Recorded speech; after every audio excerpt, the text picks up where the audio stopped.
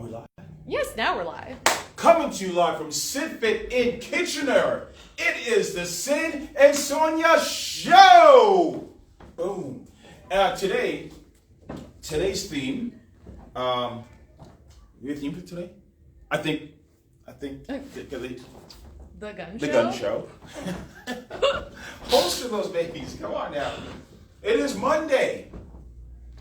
And Monday is.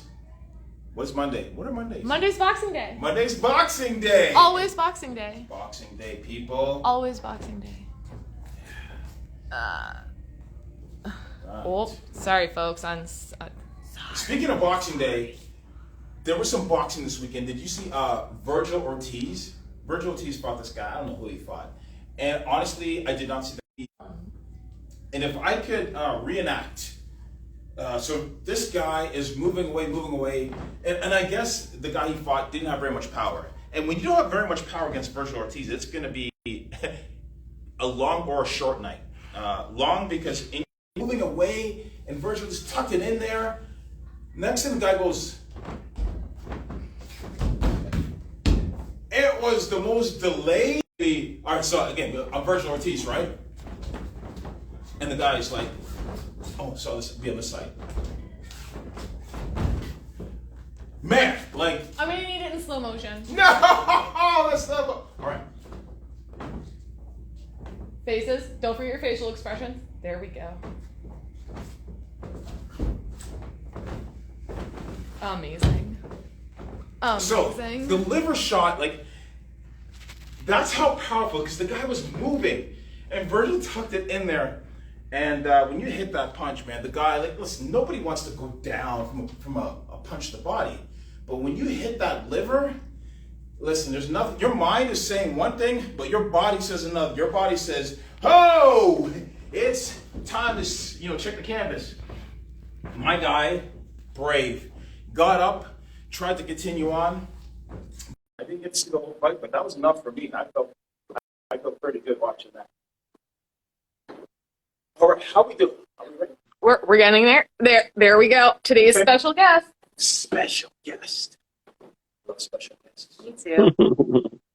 You tell like I don't know. Who is our special guest today? Well, today's special guest is. Are we ready?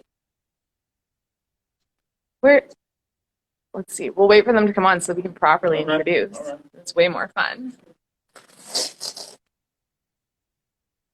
I'm just going to warn you right now. Okay. The last time, you did not get to display your skills enough. We did not. We need to get you by displaying your skills a little bit more, so savoring a little bit more. Okay. All right. Okay. Okay. All right. You might sweat today. I might sweat today. You might sweat today. Oh man. All right. I don't know if I'm ready to sweat. All right. Hey, Elliot, what's up, man?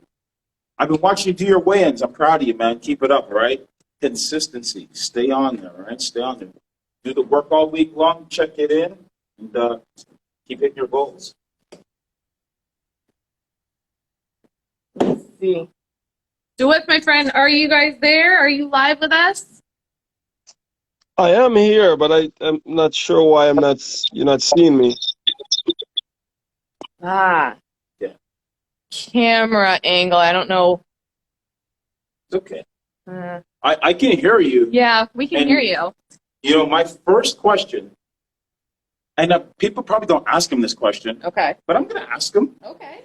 Because some people I hear call him DeWitt, and some people call him DeWitt. Mm-hmm. Yeah, they call him DeWitt. And I've never heard that. Yeah. I call him DeWitt. Yeah, I call him DeWitt. How do we pronounce your name? How do you like to be? What do you like to be called? To be honest, coach is better because coach is easier. Yeah, but that's fair. Yeah, but my real name is DeWitt. That's DEWITH. DeWitt. Yeah, that's That's what I always thought it was. Coach. I have a twist. Right. Now, Coach, did you see any of the any boxing this past weekend? I mean, we had boxing in Eᴾᴵsᴼᴰᴱ too, right? Cornwall. Cornwall. Yeah. Big difference. Is there? Yeah. Is there? Okay. Coach, did you see any boxing this weekend? You know, this weekend I was on my way from Nova Scotia, coming back home from my holiday. I was away for a week with my family in Nova Scotia. And on my way coming back, I was just passing Cornwall. Unfortunately, everyone was too tired to stop. After 16-hour driving, you want to go home. Yeah, You I know. hear you. You're like, more boxing. There'll be a lot more boxing coming up, so you don't gotta stop to see that. I did see Ortiz with the British fighter. That was not a bad fight. It was good for Ortiz to go some rounds, and in the first round he was cut. So I did see a little bit of boxing. Mm-hmm. So again, I was talking about long nights and short nights, and if you don't have a punch and you're a good boxer, sometimes boxing can be a long night for you. How important do you think it is to develop power for someone that is like a good boxer? Is it important, or are you like, no, just let them keep boxing? That's what they did. Or are you like, no, you got to develop a punch for that fighter? What do you think? To my knowledge, you can only maximize punches. You can't develop. You're either born a puncher or you're not a puncher. So there are some people who are not knocking people out, not because they're not a puncher. It's because they're not setting up, and they're also not working on the right way to develop their maximum. So they're not using their body, they're not using their weight, they're not using their intensity is not the same. But if you're a guy like a Whitaker, you're a guy like if I think now a Haney, you can't make them punch harder. You can make them maximize what they have. Mm-hmm. And so guys like them, Haney, I wouldn't want to be fighting a Haney because I'm going to go 12 rounds. He is good. But they're always susceptible to be knocked out because one punch from a puncher can knock you out in the 12th round or the first round. Okay. All right. So I'm going to talk about a fighter that Joshua Frazer. I saw him knock somebody out with one right hook. There he is.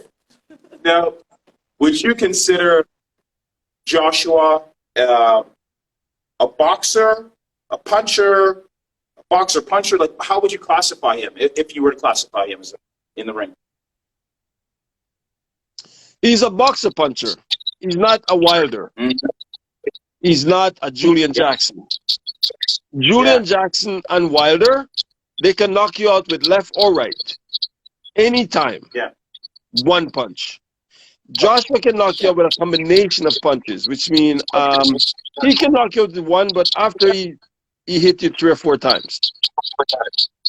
Yeah. So he's a boxer puncher. Nice. Joshua, welcome to the show. Happy Monday. Hey, good Monday, guys. Good morning. Sorry I'm late. I was watching. I'm here. Nice. So we were just talking about boxing, punching. Tell me, what is your favorite punch? What is your favorite punch to throw and land? Like when you land that punch, you're like, oh boy, what's that punch? Early in the career, like when I first started in boxing, I remember I used my straights quite efficiently. Doubled them and tripled them. And I used to switch stance. So I put my straight, straight into the jab, or even that lead hook. I started to really one or the other, either my straight or my lead hook. But like Coach was saying, it's not really a one-time punch, but it's more of a accumulation of punches that's gonna get the job done. Absolutely. Now, are you left-handed or right-handed? I'm ambidextrous, but I write with my left hand. You write with your left hand. Okay. Yeah, I threw a baseball with my right though, and I play hockey, baseball, all right. Yeah. So my jab hand is like I catch up my other hand. Mm-hmm. Hence why that right hook is becoming one of your favorite punches. Yeah, it feels nice. It feels nice. It feels nice for you. It comes out to me, man. It does. It looks really nice too. Pardon me? She was saying it looks really nice. Oh, It's a nice thing to watch when you're doing it. It looks we clean. got some work to do, but no, it did. When I do finally see the fight, the videos and stuff after the fight, it's a beautiful start. Yeah, yeah. So your last fight, you know, like I said, ended in a knockout. What do you rate yourself like in terms of your performance that night? A, B, C, A plus. What would you rate your performance that night? I'm gonna give myself. I'm probably one of my hardest critics. Cameras on would never take it back. I'll give myself an A, triple A. But we do have a lot of work to do. Yeah. Yeah, we have a lot of work to do, and I believe by the time we get towards the belt, everything will come together really beautifully. I like the attitude, right? There's always something to improve on. Being a fighter, that's kind of the key, right? To always be looking for what area can I improve on, what area can get better in. Now, I'm going to ask you a trivia question. Okay. Your coach. This is a yes or no answer. Did your coach ever accompany a fighter to the ring to win a North American title in Chicago? I'd say yes. Oh, okay. What was that fighter's name? I don't know who the fighter is. But yeah, man. Was it Syd? We beat up on some dude. We took the title, man. Was it Syd? I learned this the last time that I was myself. Yeah. That's what I learned. That's what you learned. Oh, man, that was so much fun. That's crazy. I did not know this. I'm terrible at trivia. I won't lie.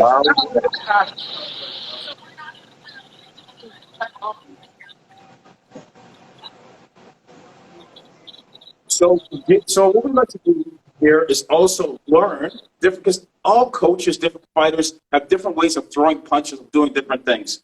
So we have our fighter here, Sonya, and what we're going to do is we're going to learn that right hook that you throw. What are some of the keys to throwing the right hook? So, so you're going to go forward, right? So, all right. Yeah. All right. This way. Come this way. All right. So, did you throw? Was it a lead hook you threw? Like was there a setup, or you just? At that point, it was a lead hook. Feint? Anything? The setup may have been in the body. The setup may have been in the body feint or in the initial counter. Okay, when you use the body feint. Yeah. Okay. See. All right. So I'm gonna say what I think is gonna happen, and you were like, no, this. All right. So you're gonna feint the body. You're gonna put your weight on the front foot a little bit, and then you're gonna shove. Are her feet leaving the ground for the hook, or the feet staying on the ground? Yeah. So the feint might have been the initial step outside the front foot to get the position. All right. And then as that foot touched the floor, you sit back, and then it comes off like a spring, all the way through the target. Yeah. Yeah. Yeah. I had a little bit here, like Roy Jones, right? So You want me to try and be right? Yeah. No. Add a little bit air to it. I can't be And right. then I'm gonna fix one thing. Okay. With the front foot, as you throw, it's gonna step over on the end. So from the outside, it's gonna step over with you. Oh, But so it's gonna, keep stepping inside as you throw. It's gonna step right over. Boom. Yeah, but it's gonna go on the opposite side of Syd's foot through his body. It's gonna go all the way through. Just diagonally, that foot's gonna go from one side right through your body on the other side. Whoa. Yeah. From there, yep, you're gonna step all the way over, but you're gonna move. You're gonna move. Yo, Yep. you did this in a fight? I do it. I can go back and check it. I gotta go. I'm gonna go back and check this. I've never seen Ian, that. Ian Thompson taught me how to do it, but obviously coach usually teaches me to work off of the jab. So that's kind of just me watching too much Roy or just from the basketball, or just, you know, that's just me having my own little flavor, but it was taught to be a step over. Yeah. Yeah. And you just let it go. Yeah, Right there. Yeah, you let it go. All the weight, it comes the shoulder comes a little bit late, but it's all there. Yeah, so, you know, usually we don't talk about this on camera, but yeah, this is the sweet stuff.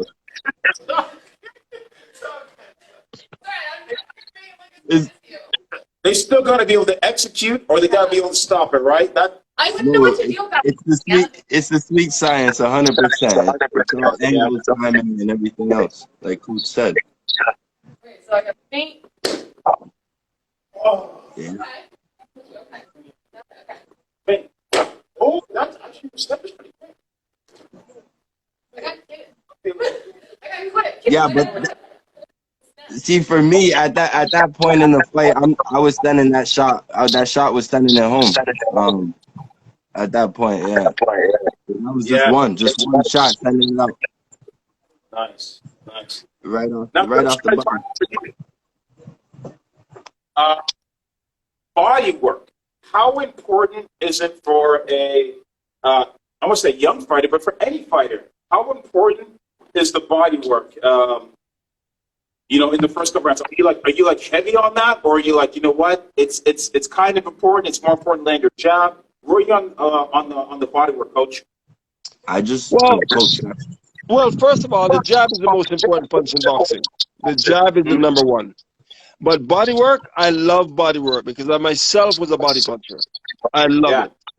Now, if you're a professional fighter, your first couple rounds, go to the body. It will give you better opportunities for the head later. Because when you get your opponent thinking body, all of a sudden, boom, the head's open. It's a setup. And I am really disappointed to see the amateurs are not throwing body shots, because if you look at the definition of a scoring blow, the body is part of it. It's a block, and the body's part of that block. And if you start head hunting, you're neglecting the body, which means you're not giving. First of all, you now make your opponent become more difficult to hit. Where when you go to body, they open up naturally. So the body work is really key. Agree. So, coach, I hear this all the time, right? Like coaches will say, "Hey, the jab is the most important punch. Body work is important." And then I see fighters all over, and they're headhunters. They're not throwing the jabs. Is that because the fighters are not disciplined? Is it because really the coach doesn't emphasize the jab? Because I hear it all the time. Yeah, jab is the most important. Body work is important, but I don't see the fighters doing it. What do you think that is? Where's that coming from? I think it's a combination of the fighter and the coaches, and also scoring. Naturally, everybody want to hit people in the head. It's a natural thing. It's more flashy. But also, a coach can only preach so much. The athlete has to embrace it and willing to do it. So a coach can tell you a million times to jab, but they have to jab. So I wouldn't really blame it on the coach or the box. I would blame it on a combination of all of it. And when they had computer scoring, I felt the officials weren't scoring body shots, so nobody threw it. Now that we're back to the system again, we have to revamp how we look at scoring again, because it's the whole body. Yeah. Great. You want to learn? All right. So, Josh, we're going to ask you, what is your favorite body punch to throw? And then, and then Sonya's going to what's your favorite body punch to throw? Which one you like? I don't know. Maybe the double hook from the head to the body.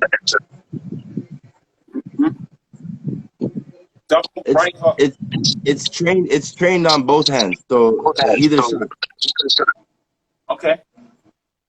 Yeah, so you want to train it on both sides. Yeah, no, so double up or up, down, like up through, up, round. Yeah. I don't know, you can go wide with it or you can stay tight. Yeah. I can see just as you're doing that how fluid that is. You've done that many times, right? He's just like, yeah, you know, just. Yeah. No, coach is Coach, I would like to know what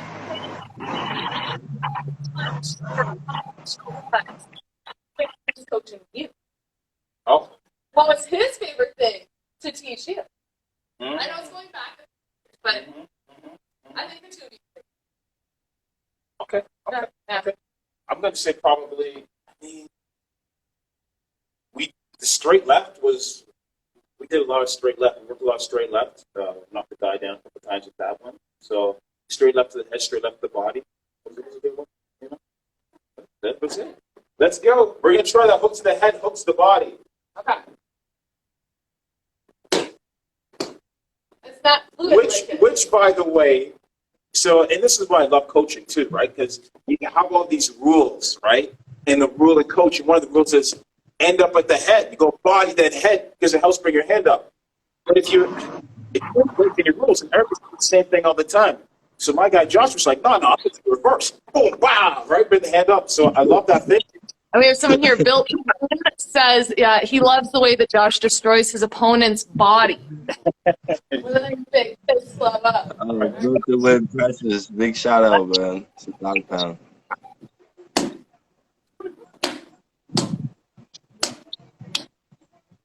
So on that body punch, is that the one that you really want to sit on, or are we just like, are we still setting up other punches? Yeah, so the top is the setup. The top is the setup to get that hand to lift, and then you're gonna rip wherever you're gonna rip through your body. Now, when you rip the body, what is the key to really ripping that body punch? Just on the end, maybe just digging your foot through a little bit.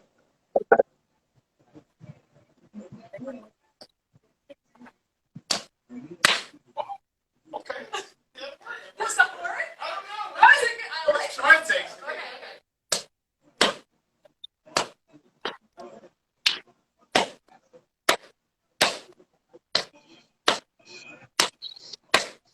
All right.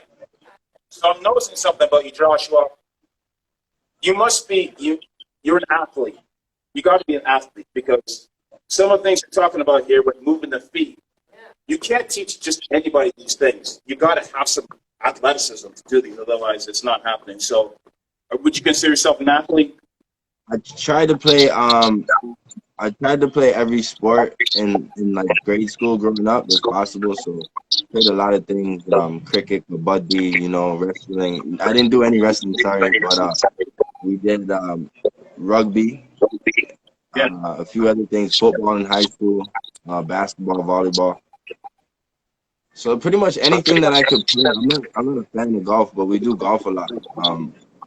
But I'm more like I like the more combative sports, to be honest. Nice. Now we got about 5 minutes left. Just to let you guys know, Coach. We got to talk about the design of building a fighter, because like Joshua was saying, he didn't start. Well, he played a lot of other sports, and I didn't see Joshua around the ring competing. So I don't even know what age he actually had his first competition. Can you tell me that? And was that by design? So Joshua's first bout was he was 14 years old. And, I recall him fighting a guy with 4 fights. He was his first fight. The guy was 15 pounds heavier. And I remember saying to him, "Are you nervous?" And he said, "Dad, he only has 4 fights." I go, "But you have 0. And the guy was 15 pounds more. We had to actually gain 2 pounds to make the fight happen. Anyway, he stopped the guy in the first round. But back to the original thing about design. I have 3 boys and they play hockey, soccer, baseball, every sport. Joshua was in the ring from he was in diapers. He's been in the boxing gym. But he's never ever expressed he wanted to compete.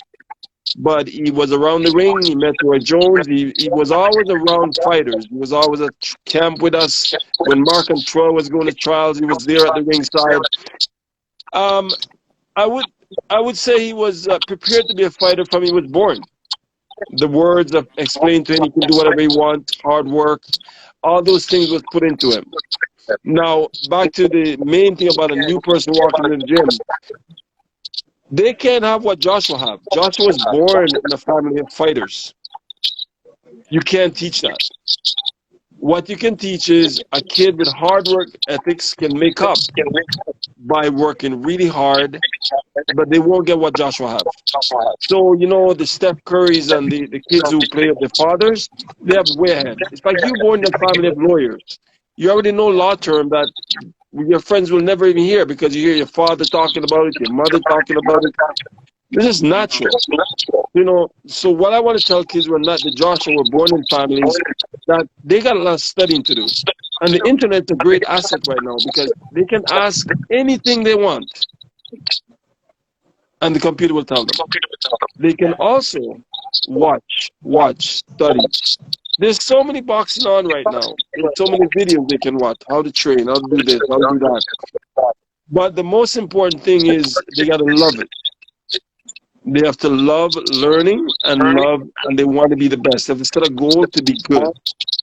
And that goal has to be consistent over and over and over.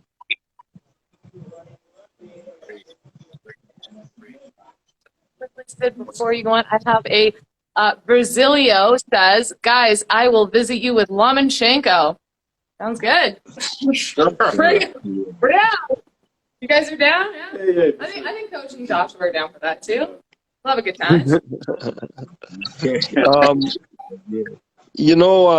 Syd, my son, didn't realize that me and you went to Chicago. You fought in Toronto also. We went to Montreal to train at Otis Grant.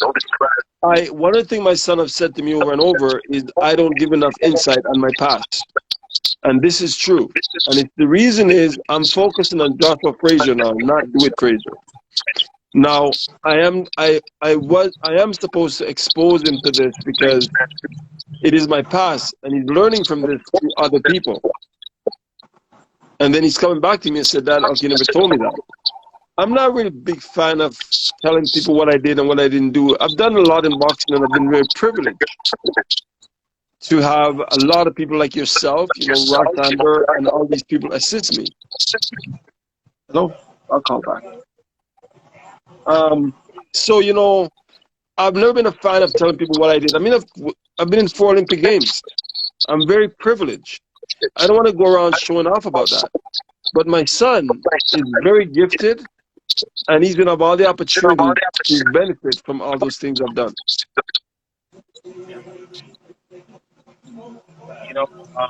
One of the things that I cherished most in my boxing career was the times that I had. So after the weigh-ins, after you weigh in, you got to go as a team, and you get the opportunity to eat and refeed. Some of the conversations I had with my managers and my coaches during those times are just invaluable. All right, and so, Coach, I would implore you, like during those times, share some stories with them. Share some stories about the past, the history. Because again, like for me, those are some of the things that I take with me. Some of my coaches that are no longer here with me, I remember, hey man, remember when he was imparting that wisdom to me as we ate that meal? Because when you're hungry, man. I'm hungry for food. I'm hungry for knowledge. I'm like, yo, time to eat, right? So it's a good opportunity to share those stories, and I'm sure Joshua would enjoy that. Syd, what you just spoke about is one of the most treasured things that most of my ex-fighters have said to me. Is not about anything else, but about those road trips, about those sitting at the table, eating after fight, about the camaraderie among the fighters and all the friends, and talking about things after the weigh-in, and on the way to the fight. Those moments about life when they can talk about everything freely. And those are the one thing that I miss the most about the past, traveling to tournaments, I remember going to Thunder Bay with a team of 14 in one van. 14!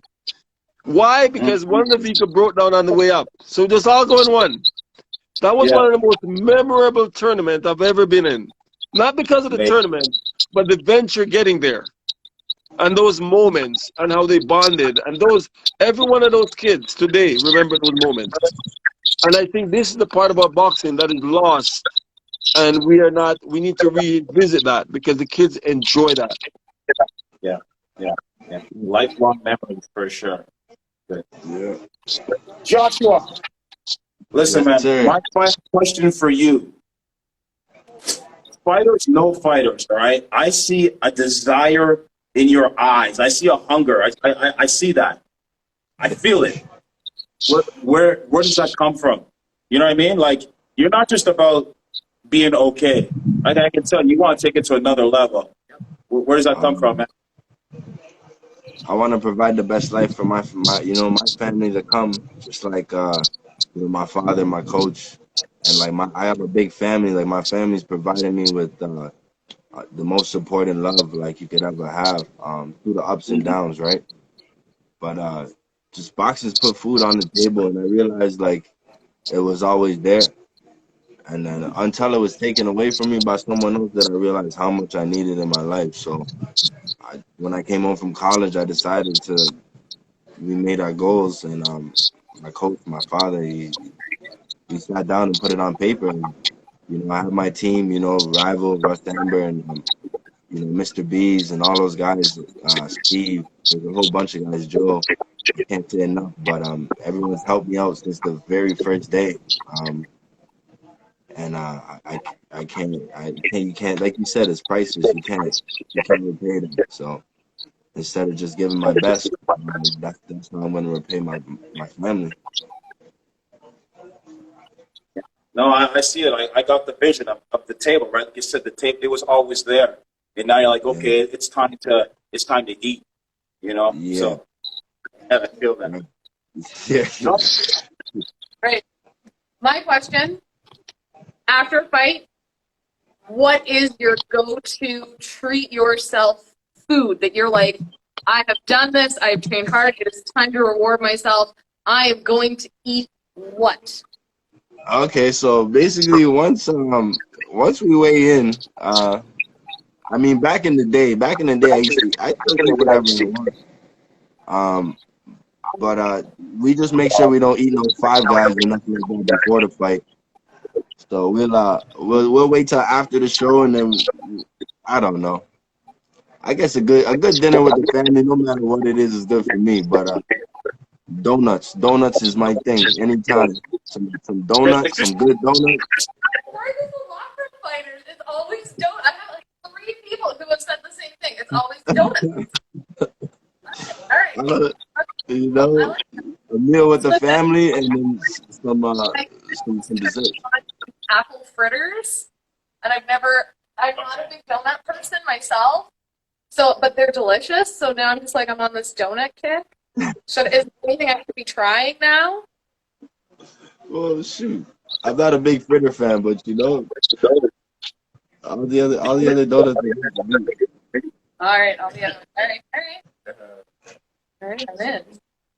Coach Joshua, listen, man, I just want to wish you guys continued success, health, prosperity. That family love, man. I feel it. And listen, this boxing game is not easy, but when you got a team with you and you have a goal, you have a dream and a vision and a plan. That's one thing you said, right? You wrote it down.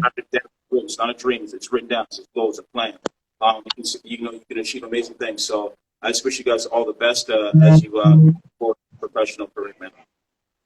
I want to thank you guys for having us on. We really appreciate it. Our next fight is September 10th at the CAC Center by United Promotion.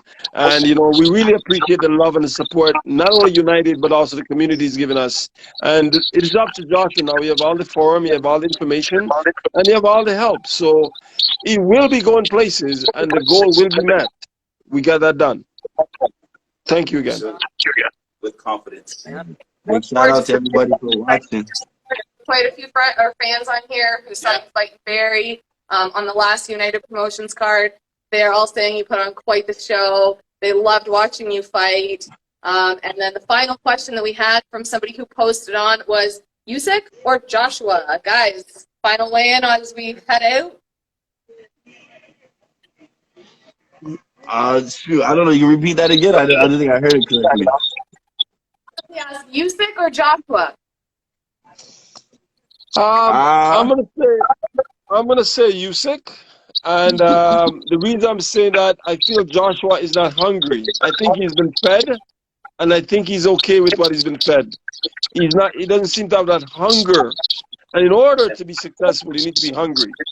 Hunger is the key. If you're not hungry, somebody else will take your food.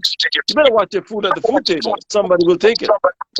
If you are not hungry, I just don't see that hunger in Anthony Joshua. Joshua, what do you think? I've kind of been an Usyk fan, but I don't know. We'll have to watch the fight. But you know, everybody tune into the show. I like to say that. Everybody tune into the fight. No, I'll take Usyk. You know, he's been doing very well. And he just seems to be, like you said, he seems to be highly motivated. It's definitely a good matchup. All right, everyone. September 10th at the CAA Center. Joshua Frazer will be back in action. All right, make sure you check him out live. All right, thank you, guys. Thanks, guys. I appreciate you guys. Have a great day. Bye. You too. Thanks, man. Have a good one, guys. All right, thank you.